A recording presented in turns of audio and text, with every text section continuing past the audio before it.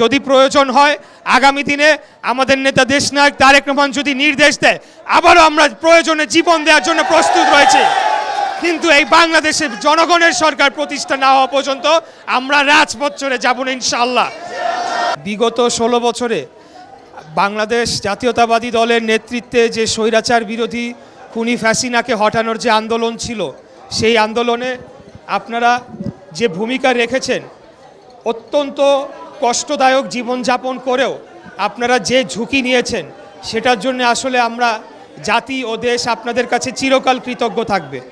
আমি জানি এবং আমি নিজেও সম্পৃক্ত ছিলাম আন্দোলনের বিভিন্ন সময় বিভিন্ন পর্যায়ে, যখন আমাদের বিভিন্ন সংগঠন অথবা আমরা নিজেরাও ঠিকমতো আমরা রাস্তায় নামতে পারি নাই, রাজপথে কোনো কাজ করতে পারি নাই। এমনভাবে পুলিশ প্রশাসন যেভাবে হায়নার মতো ঝাঁপিয়ে পড়েছিল আমাদের আন্দোলনরত ভাইদের প্রতি, সেই সময়তে আপনারা অত্যন্ত ঝুঁকি নিয়ে দেশ ও জাতির অধিকার রক্ষার জন্য আপনারা ঝাঁপিয়ে পড়েছেন।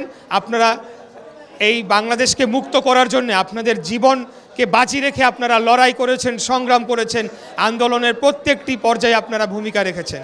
সেটার জন্য আমি আপনাদেরকে বাংলাদেশের জনগণের পক্ষ থেকে আমার নিজ পক্ষ থেকে আমার অন্তরের অন্তরস্থল থেকে আপনাদের প্রতি গভীর শ্রদ্ধা এবং সম্মান জানাচ্ছি। এবং আমাদের এই আন্দোলনে অনেক রিক্সা চালক, অনেক ভ্যান চালক, অনেক অটো চালক ভাইয়েরা আহত হয়েছেন, অনেকেই শহীদ হয়েছেন। আমি তাদের আত্মার প্রতি, যারা শহীদ হয়েছেন তাদের আত্মার মাগফিরাত কামনা করছি এবং তাদেরকে আগামী দিনে যাতে শহীদি মর্যাদা হয় সেটার জন্য আমি অবশ্যই আমার জায়গা থেকে ভূমিকা পালন করব ইনশাআল্লাহ। আমি বিগত সময়ে ঢাকা দক্ষিণ থেকে আমি মেয়র পদে নির্বাচন করেছি এবং যদি মহান আল্লাহ তাআলা সুযোগ রাখে, যদি দল আমাকে মনোনয়ন দেয়, তবে আগামী দিনে অবশ্যই আমার মেয়র নির্বাচন করার ইচ্ছা রয়েছে। সেই ক্ষেত্রে আমি বলতে চাই, যেহেতু আপনারা এই নগরীর প্রাণ এবং আপনারা এই আমাদের যে জীবন যাত্রার যে চালিকা শক্তি, সেটিকে ধরে রাখার জন্য আপনারা গায়ে গতরে খেটে আমাদেরকে সেই সেবাটা দিয়ে যাচ্ছেন।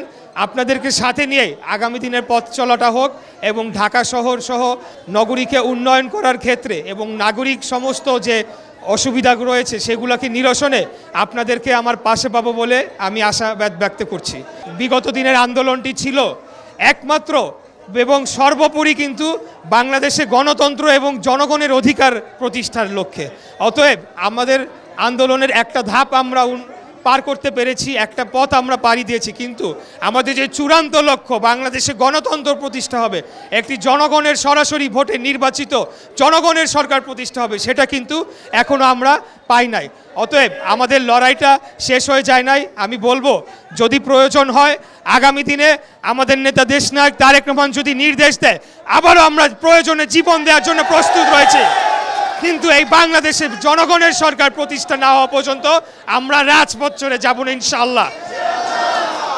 এই দেশটা কারো বাবার সম্পত্তি না, আমরা আগেও বলেছি, এখনো বলছি। অতএব কোনো একটি দলকে সুবিধা দেওয়ার জন্য অথবা একটি গোষ্ঠীকে সুবিধা দেওয়ার জন্য জাতীয় নির্বাচনকে পেছানোর যে কোনো ষড়যন্ত্র, যে কোনো কুচক্রান্তকে আমরা অবশ্যই লিখে দিব ইনশাআল্লাহ। এর কোনো বিকল্প নাই। এরপরে জনগণ যাকেই ভোট দেখ, আর জনগণ এক্স পার্টি, ওয়াই পার্টি, নতুন পার্টি, পুরান পার্টি, যাকে ভোট দিবে তাকেই আমরা মেনে দিব। কিন্তু জনগণের সরাসরি ভোটে নির্বাচিত হয়ে সেই সরকারকে আসতে হবে এবং তারাই রাষ্ট্র পরিচালনা করবে এবং দীর্ঘমেয়াদে যে সংস্কার রয়েছে সেটিকে বাস্তবায়ন করবে।